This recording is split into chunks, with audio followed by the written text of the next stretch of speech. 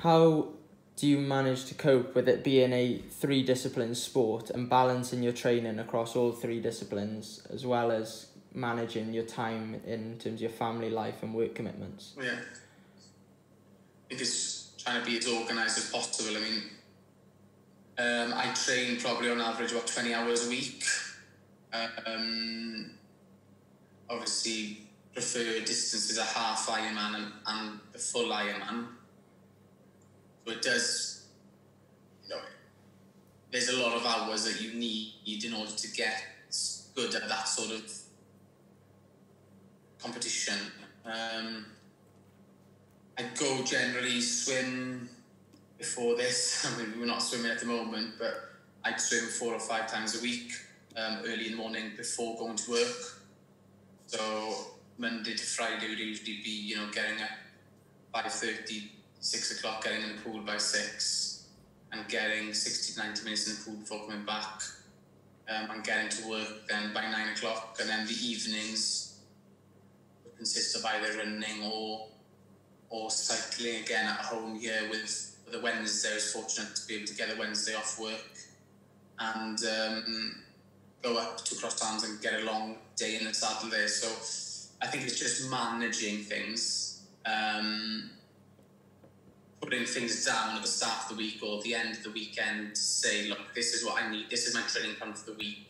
It was a training platform, just Training Peaks or Exhale or whatever you use, Strava or Connect, and just try and put that plan in for the week to know, okay, I'm swimming Monday morning, I'm running Monday nights, and working 9 to 5, and then all of a sudden things come together that it's all about time management and fitting everything in and saying, okay, Wednesday I'm in Crosslands, I aim to be back by 2 o'clock, I'm going to have to send a few emails. So it's just kind of time management and keeping on top of everything and say, look, I want to be in work by 9, but I have to finish by 5 or 5:30, not let that time drift to say, okay, I've got a session need to hit this evening, I'm going to be in my pain cave by 6 o'clock, it's going to take an hour and a half, if you've got that session ready to go and plan.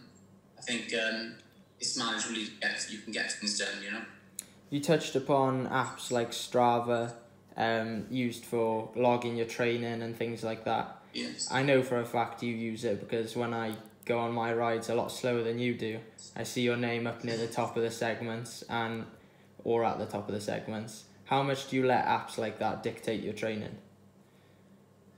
Good question. I think there's pros and cons with using apps like that. I don't log everything on Strava. I do use it, but I don't let it dictate how I want to train. I think it's very easy to get caught. I mean, one of the negatives of Strava is that you've got a training plan to follow. And for example, my training plan for today was an hour's run on the treadmill, and this evening I've got a 90-minute walk bike session to hit.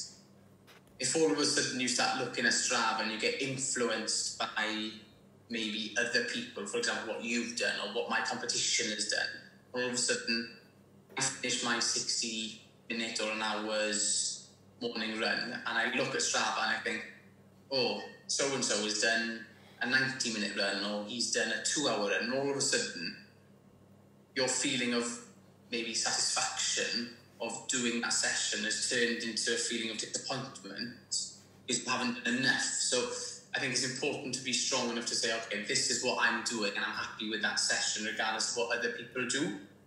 Yeah. I think that's an important point, not to let Strava change your feelings of how you felt that training session went.